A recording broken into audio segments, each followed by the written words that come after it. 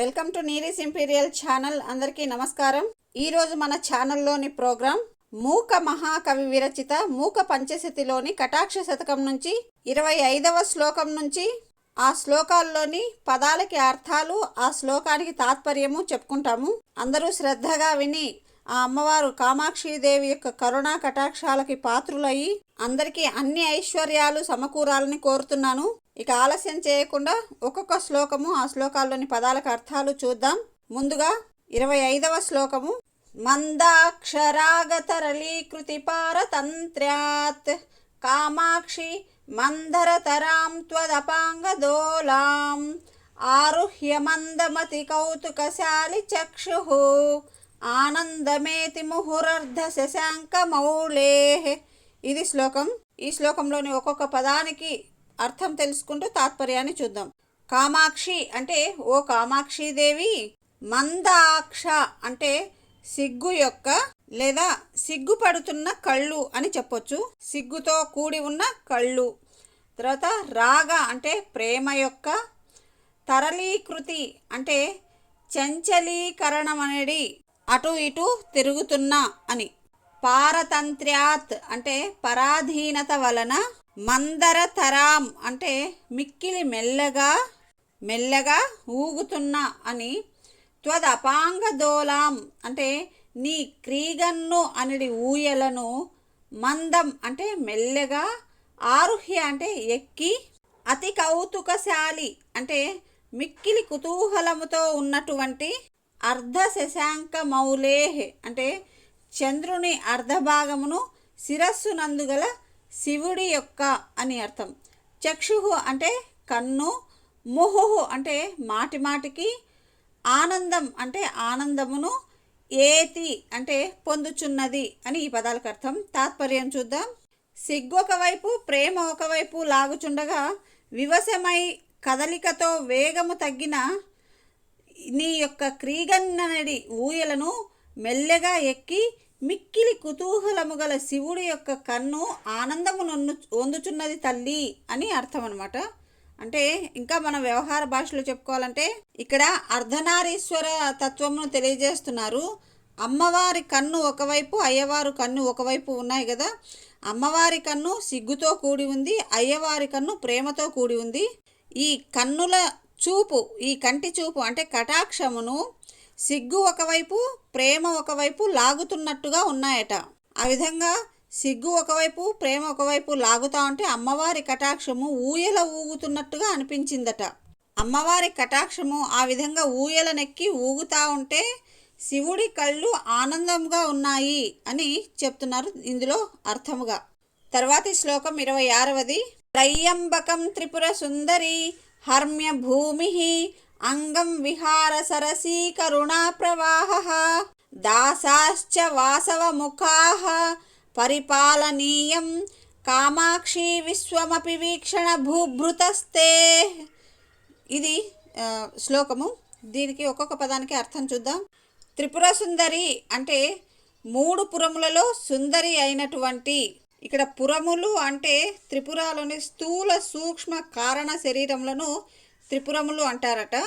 అందులో నివసించే అమ్మవారు కాబట్టి సుందరి అన్నారు. కామాక్షి అంటే ఓ కామాక్షిదేవి, తే అంటే నీ యొక్క, వీక్షణ భూభృత అంటే వీక్షణము అంటే చూపు అనేటటువంటి, భూభృత అంటే రాజునకు అని, త్రయంబకం అంటే శివునకు సంబంధించిన, అంగం అంటే శరీరము, హర్మ్య భూమి అంటే నివాస స్థానము, కరుణా ప్రవాహ అంటే దయా ప్రవాహమే, విహార సరసి విహరించేటటువంటి సరస్సు అని, వాసవ ముఖాహ అంటే ఇంద్రుడు మొదలైన వారు, దాసాహ అంటే సేవకులు, విశ్వం అపి అంటే ప్రపంచమే, విశ్వమే అంటే విశ్వము కూడా, విశ్వమంతా అని అర్థం. పరిపాలనీయం అంటే పరిపాలింపదగినది అని. మరి తాత్పర్యం ఏంటో ఒకసారి చెప్పుకుందాం. ఇక్కడ అమ్మవారి కటాక్షమును రాజుతోనూ, శివుడి యొక్క శరీరమును రాజు నివసించే కోటతోనూ, కరుణా ప్రవాహమును రాజు విహరించే విహార సరస్సుతోనూ, ఇంకా ఇంద్రాది దేవతలు సేవకులుగాను చెప్తున్నారు. మరి తాత్పర్యం చూద్దాం. అమ్మవారి కటాక్షమే రాజు. ఆ రాజునకు ఒక మేడ ఉండవలెను కదా. ఈ కటాక్ష రాజునకు శివుని శరీరమే మేడ. మరి ఆ రాజునకు ఒక విహార సరస్సు ఉండవలే కదా. ఈ కటాక్ష రాజునకు కరుణా ప్రవాహమే విహార సరస్సు. మరి ఆ రాజునకు సేవకులు ఎవరు అంటే ఇంద్రాదులే సేవకులు. మరి పరిపాలనీయము ఉండవలెను కదా. అంటే ఒక రాజ్యం అనేది ఉంటుంది కదా. ఆ కటాక్ష రాజునకు ఈ విశ్వమంతా, ఈ విశ్వమే పరిపాలనీయము అంటే సామ్రాజ్యము. అమ్మవారి కటాక్షం అనే రాజుకి శివుడి శరీరమే ఒక మేడ, కరుణా ప్రవాహమే ఒక విహార సరస్సు, అలాగే సేవకులుగా ఇంద్రుడు మొదలైన దేవతలందరూ సేవకులుగా ఉన్నారు. ఈ విశ్వమంతా ఆమె సామ్రాజ్యము అని వర్ణించబడింది. తర్వాతి శ్లోకం చూద్దాం. అమ్మవారి కటాక్షాన్ని ఏ విధంగా పోల్చినారు, ఏ విధంగా వర్ణించినారు చూద్దాం. 27వ శ్లోకము. వాగీశ్వరీ సహచరీ నియమేన లక్ష్మీ భ్రూవల్లరీ వశకరీ భువనాని గేహం రూపం త్రిలోకనయనామృతమంబా తేషాం కామాక్షి యేషు తవ వీక్షణ పారతంత్రీ. ఈ శ్లోకంలో ఒక్కొక్క పదానికి అర్థం చూద్దాం. ఈ శ్లోకంలో ఏం వర్ణిస్తున్నారంటే అమ్మవారి కటాక్షము సర్వ సంపదలను ఒసగేటటువంటిది అని వర్ణిస్తున్నారు. పదాలకు అర్థాలు చూద్దాం. అంబా అంటే అమ్మా అని, కామాక్షి అంటే ఓ కామాక్షిదేవి, యేషు అంటే ఎవరి యందు, తవ అంటే నీ యొక్క, వీక్షణ పారతంత్రి అంటే చూపుల యొక్క వివశతయో అంటే చూపులు అక్కడ ఆగిపోతాయో అని, తేషాం అంటే వారికి, నియమేన అంటే తప్పకుండా అని, వాగీశ్వరి అంటే సరస్వతీదేవి, సహచరి అంటే కలిసి తిరుగునది అయి ఉండును అని, లక్ష్మీ అంటే లక్ష్మీదేవి, భ్రూవల్లరి వశకరి అంటే భ్రూలతల వశము నుండి పనులను ఒనరించునదై ఉండును. అంటే సైగ చేస్తే చాలు సేవకురాలుగా లాగా పనిచేస్తుంది అన్నట్లు అనమాట. రూపం అంటే శరీర ఛాయ. త్రిలోక నయనామృతం అంటే త్రిలోకములందరి జనుల కన్నులకు అమృతమై ఉండును అని. భువనాని అంటే లోకములు. గేహం అంటే ఇల్లుగా ఉండును అని. గేహము, గృహము అనేదానికి గేహము అనేది వికృతి, గృహము అనే పదం ప్రకృతి. ఓకేనా. ఇక్కడ తాత్పర్యం చూద్దాం. అమ్మా ఓ కామాక్షిదేవి, నీ చూపు ఎవరి యందు వివశమై పడునో వారికి వాగీశ్వరి సహచరిగా, లక్ష్మీదేవి కనుసైగను అనుసరించి సేవ చేయునదిగా, భువనములే ఇల్లుగా, రూపము త్రిలోక నయనామృతముగా మారిపోవును. అంటే ఇక్కడ అమ్మవారి కటాక్షం చేత ఏమవుతుంది అంటే సాక్షాత్తు సరస్వతీదేవి సహచరి అయి స్నేహితురాలుగా ఉంటూ, అంటే మనకు జ్ఞానమే తోడుగా ఉంటుందన్నమాట. అలాగే లక్ష్మి కనుసైగను అనుసరించి సేవ చేయునదిగా ఉంటుంది. ఈ భువనాలన్నీ కూడా, ఈ భూమండలం అంతా తన ఇల్లుగా తయారవుతుంది. అలాగే వారి యొక్క రూపము, వారి శారీరక సౌందర్యం కూడా నయనామృతముగా మారిపోతుందట. ఇదే విషయాన్ని శ్యామలా దండకంలో కాళిదాసు గారు కూడా వర్ణించినారు. అదేంటో ఒకసారి చూద్దాం మనము. కాళిదాస మహాకవి రచించిన శ్యామలా దండకంలో ఆ శ్లోకం ఒకసారి చెప్పుకొని భావం కూడా చెప్పుకుందాం. ఎందుకంటే ఒక చిన్న మార్పు ఏంటంటే ఇక్కడ శ్యామలా దండకంలో ఏమంటున్నారంటే అమ్మవారి రూపాన్ని ఎవరైతే మనసులో తలుస్తారో, ఎటువంటి రూపము అంటే పాణి పద్మద్వయేన అక్షమాల గుణం స్ఫాటికం, తర్వాత జ్ఞానసారాత్మకం పుస్తకం చ అంకుశం పాశమా బిభ్రతి ఏన సంచింత్యసే. అంటే ఎవరైతే అమ్మవారి చేతుల్లో, రెండు చేతుల్లో, ఒక చేతిలో అక్షమాల అంటే ఈ స్ఫటికాలతో కూడిన తయారు చేయబడిన అక్షమాల, అలాగే జ్ఞానానికి చిహ్నమైన పుస్తకముని ఒక చేతిలో, మరొక చేతిలో పాశము, ఒక చేతిలో అంకుశము మొదలైన ఆయుధాలతో కూడిన అమ్మవారిని ఎవరైతే మనసులో స్మరిస్తారో, సంచింత్యసే అంటే భావిస్తారో, తస్య వక్త్రాంతరాత్ గద్య పద్యాత్మిక భారతీ నిస్సరే అంటే వారి ముఖం నుంచి సరస్వతి కటాక్షం ప్రవాహములాగా వస్తుందన్నమాట. పద్య గద్యాలన్నింటినీ కూడా పట్టు సాధించి మహా విద్వాంసులు, పండితులు అయిపోతారనమాట. అంటే సహచరిగా అమ్మవారు ఎవరు? భారతి అంటే సరస్వతీదేవి సాక్షాత్తు తోడుగా ఉండి వారి చేత పద్య గద్యాలన్నీ పలికిస్తుంది. ఇంకా ఏం చెప్తున్నారు? ఏనవా యావకా భాకృతిర్భావ్యసే తస్య వశ్యా భవంతి స్త్రీయ పురుషాః. అంటే ఇంకా ఆ అమ్మవారిని ఆ విధంగా ఎవరైతే భావిస్తారో, ఆ అమ్మవారిని అలా సశంఖ చక్రము అన్నీ ఉంటాయి కదా, శంకు చక్ర, అమ్మవారు సాక్షాత్ విష్ణు స్వరూపం కూడా చెప్పుకుంటాం.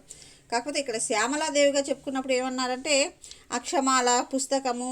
ఎందుకంటే ఈ శ్యామలాదేవి సంగీత సాహిత్యాలకి అధిష్టాన దేవత అనమాట, అధిదేవత, కాబట్టి ఇక్కడ ఆ విధంగా చెప్తున్నారు. అలాగే ఆమె దుష్ట శిక్షణ శిష్టరక్షణ కూడా చేస్తుంది కాబట్టి అంకుశము పాశము మొదలైన ఆయుధాలు కూడా ఉంటాయి.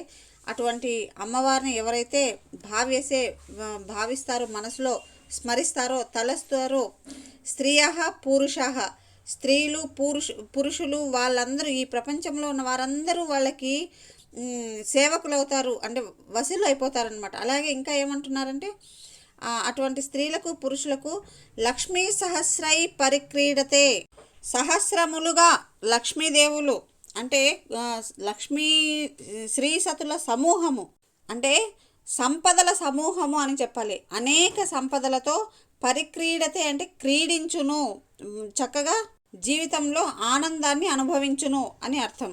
కిమ్న సిద్ధ్యేద్వపు శ్యామలం కోమలం అని చెప్పి కూడా అన్నారు కదా, అంటే వారి యొక్క శరీరం కూడా చాలా అందంగా తయారవుతుంది. అలాగే తస్య లీలా సరోవారిధి అని చెప్పినారు. ఏంటి లీలా సరోవారిధి అంటే సముద్రాలు అతనికి లీలా సరోవరముల్లాగా మారుతాయట. అంటే అంత పెద్ద సముద్రం కూడా వారికి చిన్న స్విమ్మింగ్ పూల్ లాగా అంత సుఖంగా తయారవుతాయట. అలాగే తస్య కేళీవనం నందనం అని అన్నాం కదా, దేవలోక ఉద్యానవనము కూడా వారికి కేళీవనము నాట్యవనం అవుతుందట.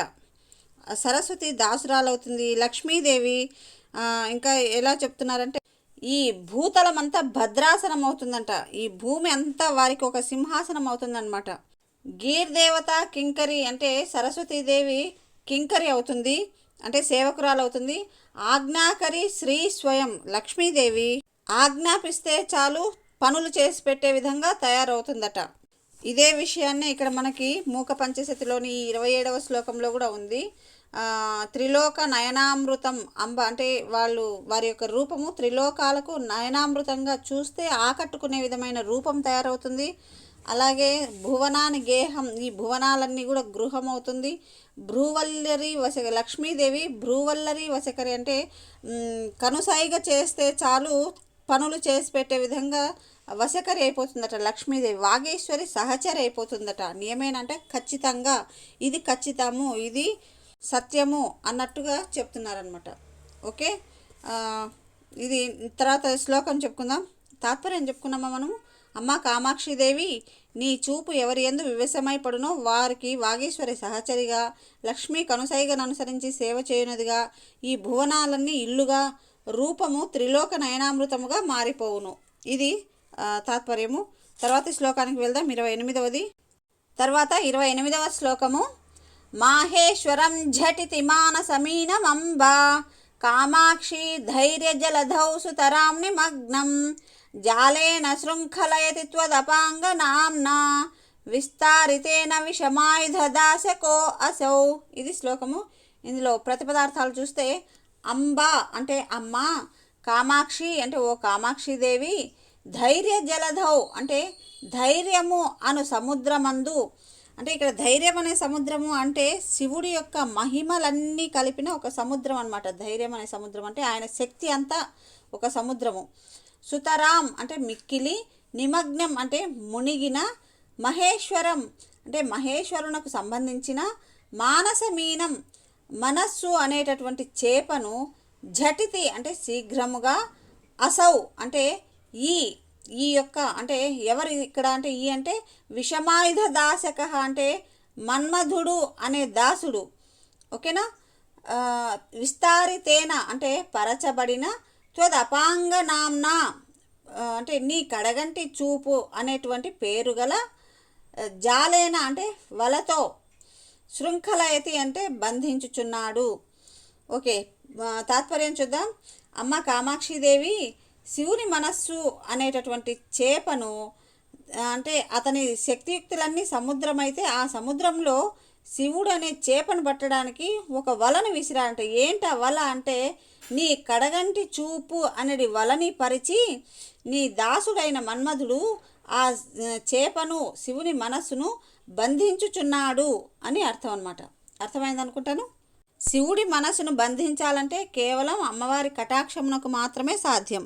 అది తెలుసుకున్న మన్మధుడు ఆమె కటాక్షమునే వలలాగా పరిచి శివుడి మనస్సు అనే చేపను బంధించుచున్నాడు అని ఈ శ్లోకంలోని అర్థం. ఓకే, తర్వాత 29వ శ్లోకం. ఉన్మధ్య బోధ కమలాకరమంబా జాడ్యస్తంభేరమమ్మ మనో విపినే భ్రమంతం కుంఠీకురుష్వతరసా కుటిలాగ్రసీమ్నా కామాక్షి తావక కటాక్ష మహాంకుశేన. ఇది శ్లోకము. ఇందులో ఒక్కొక్కటే పదాలకు అర్థాలు చూద్దాం. ఉన్మధ్య అంటే కలచివైచి అంటే కలియబెట్టి అని. కలియబెట్టడము అంటే మనం ఏదైనా కలియబెడితే అడుగున ఏమున్నాయో తెలుస్తాయి కదా, అడుగునవన్నీ పైకి వస్తాయి కదా, ఆ విధంగా అనమాట. ఉన్మధ్య అంటే కలచివైచి. బోధ కమలాకరమంబ.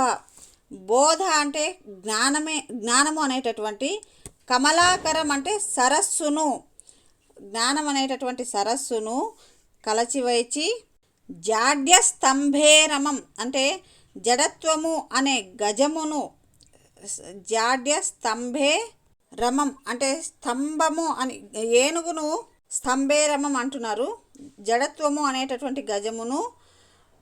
మమ అంటే నా యొక్క, మనోవిపినే అంటే మనస్సు అనేటటువంటి అడవి యందు, భ్రమంతం అంటే తిరుగుచున్న, కుంఠీకురుష్వ అంటే అణిచివేయుము అని.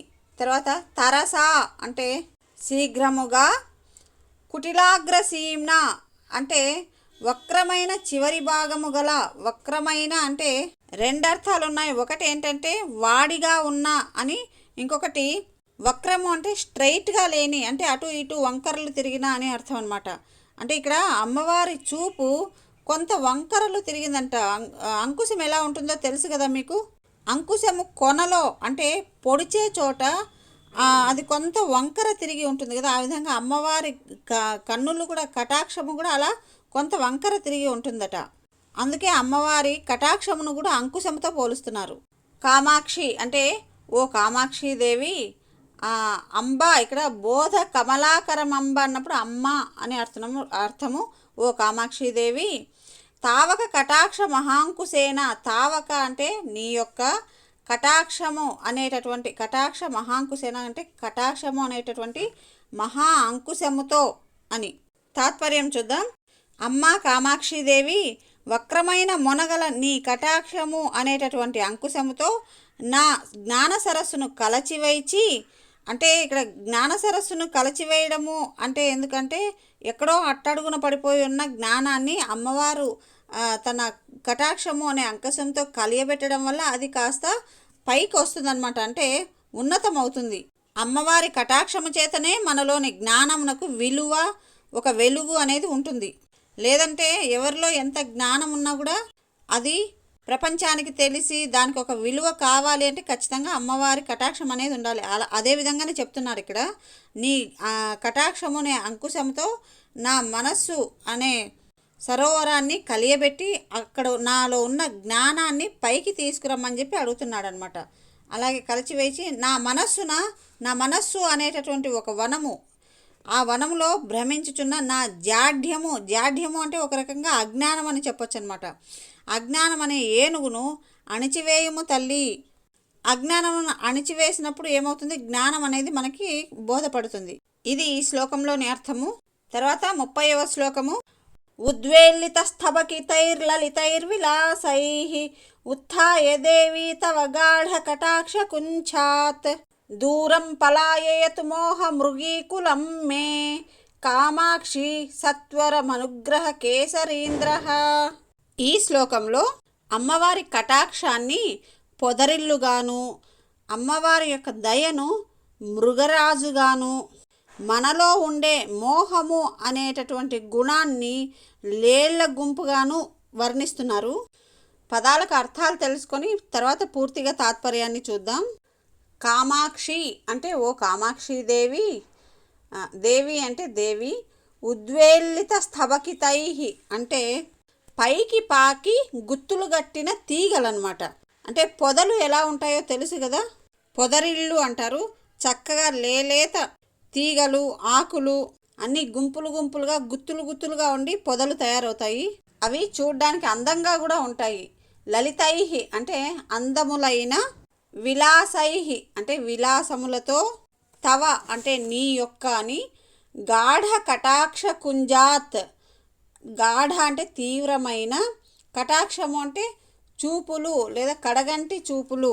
ఓకే, కుంజాత్ అంటే ఆ పొద నుండి, ఇందాక చెప్పుకున్నాం కదా అమ్మవారి కటాక్షాన్ని పొదలాగా వర్ణించినారని.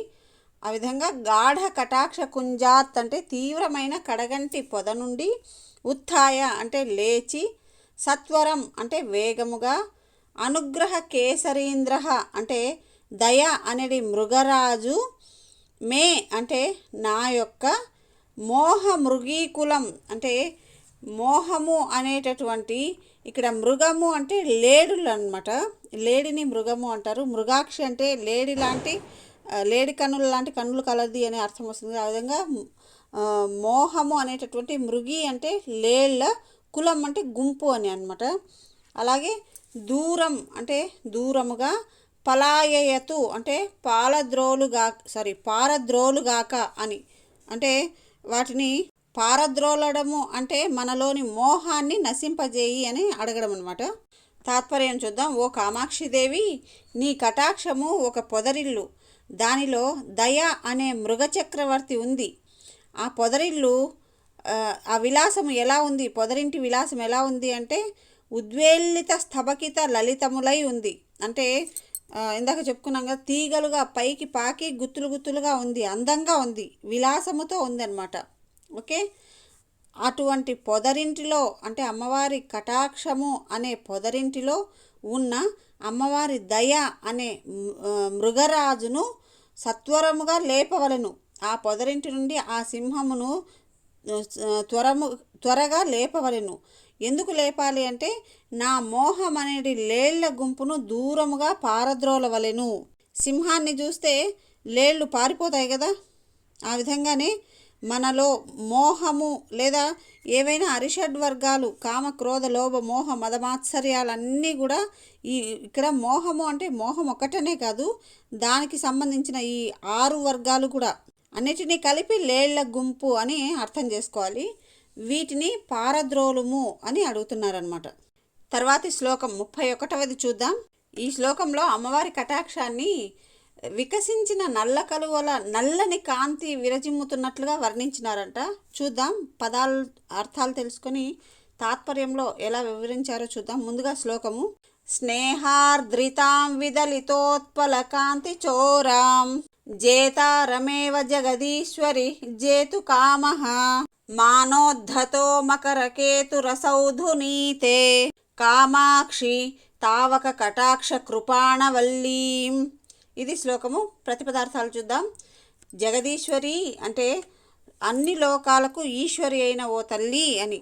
కామాక్షి అంటే ఓ కామాక్షిదేవి.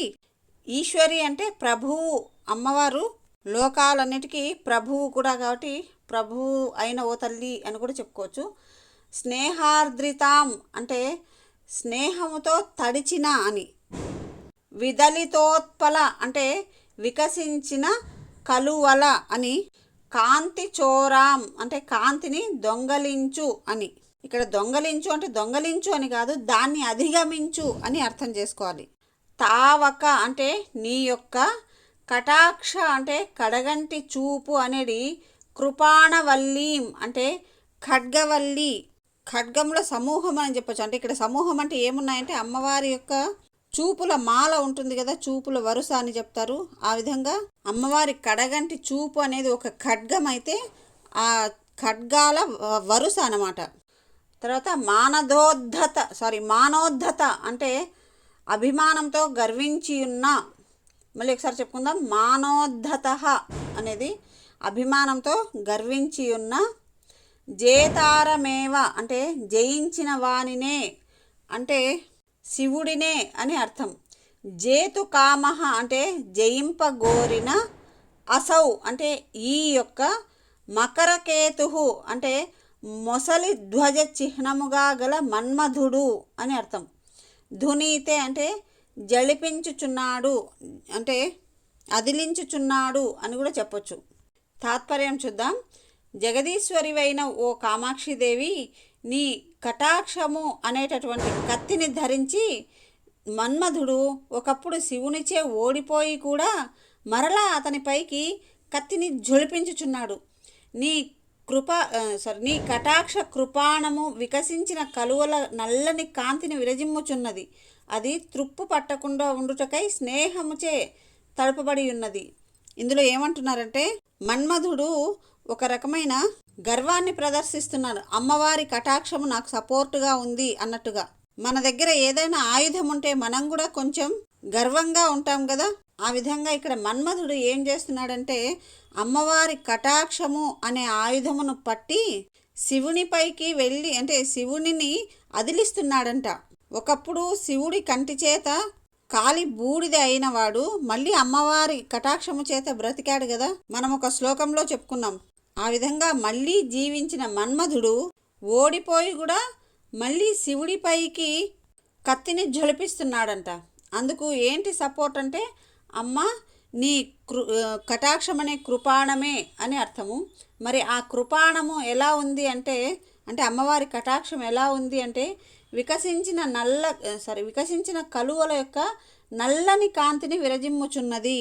అమ్మవారి కళ్ళు వికసించిన కలువల్లాగా ఉంటాయి. మరి ఆ కాంతి నల్లగా ఎందుకు ఉంది అంటే, అమ్మవారి కళ్ళకు పెట్టుకున్న కాటుక వల్ల ఆ కటాక్షము అనేది నల్లని కాంతిని విరజిమ్ముతోందట.